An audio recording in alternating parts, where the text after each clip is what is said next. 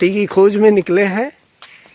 अब आप लोग क्या सोचते हैं हमें नहीं पता, लेकिन जब भी इनको हम देखते हैं तो हमें भगवान बुद्ध की याद आती है, क्योंकि जो संसारिकता को छोड़ना सबके बस की बात नहीं है। हमारी बात को अन्यथा नहीं लीजिएगा, लेकिन जो बुलंदियों के चरम में पहुंचकर और सब कुछ पाकर भी सब कुछ छोड़कर अगर सन्यासी बन जाए, जोगी बनना इतना आसान नहीं है। लोग तो हम फिर कहते हैं, सोचते हैं कि हमारे पास बंगला हो, गाड़ी हो, टीवी हो, लेकिन इन्होंने सब कुछ ठुकरा कर और आत्मज्ञान के लिए, आत्मचिंतन के लिए चित्रकूट में तप और साधना कर रहे हैं हरिंदर जी। और अपने माता पिता की इकलौती संतान है। देखिए कितना विशाल बट का वृक्ष है। तो अपने माता पिता के इकलौते हैं, पंजाब से हैं, और पंजाब का ऐसा कोई गली, ऐसा कोई गांव शहर नहीं जो इनको ना जानता हो। और देखिए चिड़ियों को दाना भी चुगा रहे हैं। देखिए चावल पड़े हुए हैं तो चिड़ियों को दाना देते हैं। इनका परोपकार, इनका पूरा का पूरा जीवन परोपकार और लोक कल्याण के लिए है।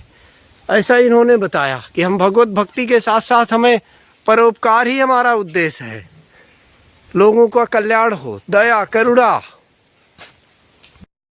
देखिए हरिंदर जी कुछ है, हाँ वहाँ ले राजा साहब को, हाँ तो वहीं बैठ के खाएंगे ना सब लोग।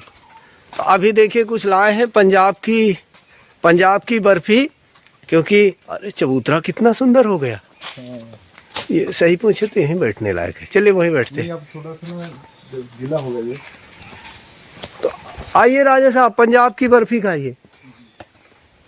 तो हरिंदर जी पंजाब से अपना मंगाते रहते हैं भोजन, जो वहाँ का पारंपरिक भोजन है, तो घर से बनकर आता है देसी घी के साथ, और शायद पंजाब से ही आया है, माता जी ने भेजा है, माता जी ने भेंट किया है।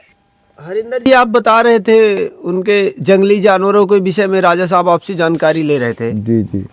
कि यहाँ जंगली जानवर अब आते हैं क्या?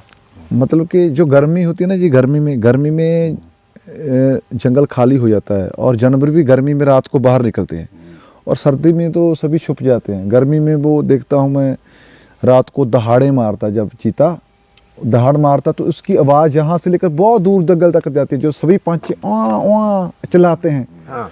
तो जहाँ से चलाए तो अगले चलाए दूर तक कैसा होता है सन्नाटा रात को। तो गर्मियों में ज़्यादातर उसकी 2-4 बार स्मेल भी आई, और वो निकलता भी रात को है। अब सर्दी है, मेरे हिसाब से अब मैंने उसकी आवाज़ या उसकी स्मेल महसूस नहीं करी अब सर्दी में।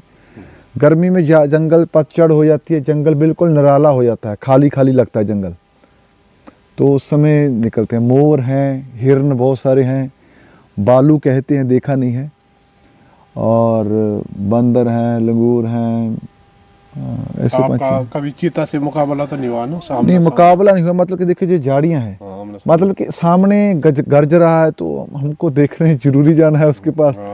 जहाँ उसकी स्मेल आ रही है जहाँ से ना, उसकी बहुत गंदी, तो हम कहते हैं ठीक है, पता चल जाता है हाँ कि झाड़ियाँ के यहीं नज़दीक है, तो ऐसे महसूस हो जाता है। फिर माता मंदाकिनी नजदीक है, उसका जल पीने के लिए हाँ, पानी पीने के लिए सभी जानवर जंगल में शाम को वहाँ मिलते हैं ज़्यादातर, जहाँ पानी पीने। जैसे आप जल लेने जाते हैं तो कभी आमना सामना नहीं, मतलब कि मैंने ऐसा सुना है कि वो दिन में नहीं निकलते, वो रात को शिकार करते हैं। हाँ, इसलिए आप जल दिन में ही हाँ, जल दिन में ही भरते हैं। दिन में हमने मोर या हिरन देखे हैं दिन में, और कुछ नहीं देखा है।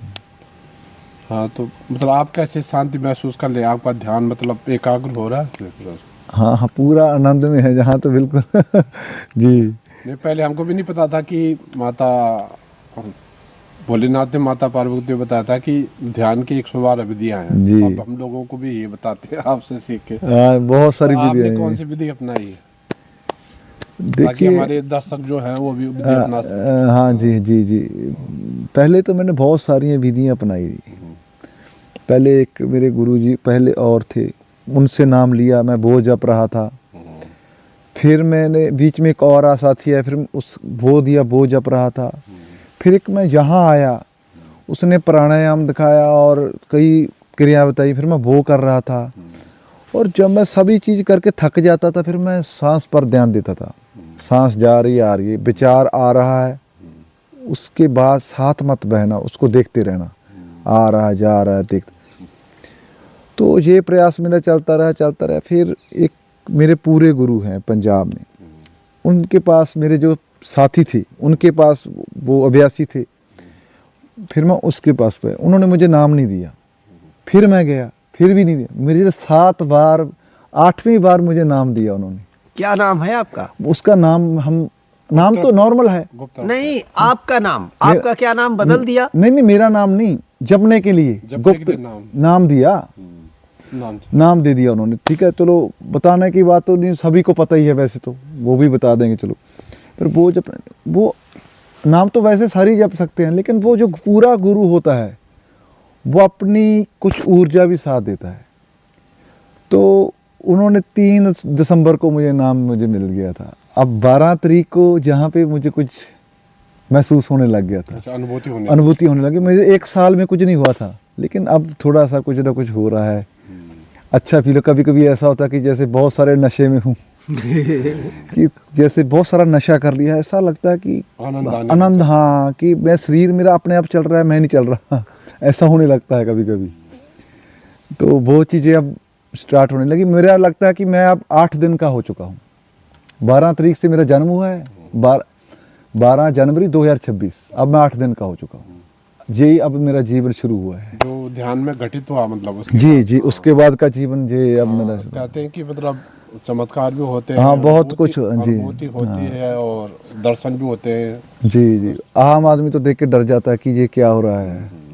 अगर उस स्थिति में 3 आदमी बैठे हो, एक मेरे माता पिता बैठे, एक पब्लिक बैठी है, एक भक्ति करने वाले जिज्ञासु बैठे, तो जो मेरे माता पिता हैं वो तो रोने लग जाएंगे कि मेरे बेटे को क्या हो गया, है ना। उस स्थिति में जब बैठा होगा तो देखेंगे, जब एक्टिविटी क्रिया कर रही है, जब प्राण ऊर्जा ऊपर उठ रही है, तो वो कहेंगे मेरे बेटे को क्या होगा, वो भावुक हो जाएंगे। और जो दूसरे हैं आम जनता, वो कहेगी ये पागल हो गए, ये पागल हो गया, इसमें भूत आ गई, ये पखंड कर रहा है, अलग अलग कहेंगे। जो जिज्ञासु होंगे, भक्ति करने वाले, वो कहेंगे कि यार ये गतिविधि हमारे साथ भी होगी, ये तो बड़ा कठिन है। जो साधना में उतर चुका जी हाँ, उतर चुका। अगर भक्ति सही तरीके से दिखाई जाए ना आदमी को, तो भक्ति नहीं कर सकता। जैसे एक तार में से 100 वाट की बिजली जाती है और उसमें से 1000 वाट की बिजली दौड़ाएं, इतना करंट होता है। जब ये शरीर ऐसा होता है, जब वो नशा था 2 दिन के बाद ऐसा हो गया जैसे मुझको 2 दिन डांगों से बहुत पीटा और मुझको फेंक गए, और शरीर ऐसा था जब वो अवस्था चली गई थी। तो क्योंकि वो बॉडी हमारी इतनी जल नहीं सकती, फिर धीरे धीरे वैसी अवस्था आने लगती है, फिर धीरे धीरे व्यास, फिर साधना किस लिए है कि आपकी बॉडी उसको झेलने के लायक हो जाए, वो ऊर्जा को। अगर परमात्मा सीधा आ जाए तो बॉडी फट सकती है, झेल नहीं सकती। और साधना यही है कि प्राण आपके शुद्ध हो रहे हैं, आपकी बॉडी की जो सूक्ष्म नाड़े हैं, जो ऑक्सीजन है सभी जगह जाने लगे, 72,000 नाड़ी है वो क्लीन होने लगे, आपके प्राण शुद्ध होने लगे। फिर मतलब कि परमात्मा के आने का रास्ता बनाने के लिए, एक मैंने किताब में पढ़ा था कि एक वो परमात्मा की वेट कर रहा था, आए। समझाने का तरीका है, लेकिन समझाने का तरीका है, वो तरीका वैसे हुआ उसके साथ, वैसी जैसे शरीर के साथ धक्का हो रहा है। वो कहते हैं कि परमात्मा की वेट कर रहा था, तो उसकी सारी रात परमात्मा के साथ कुश्ती चली। लोग कहेंगे कुश्ती परमात्मा के साथ? हाँ, क्योंकि परमात्मा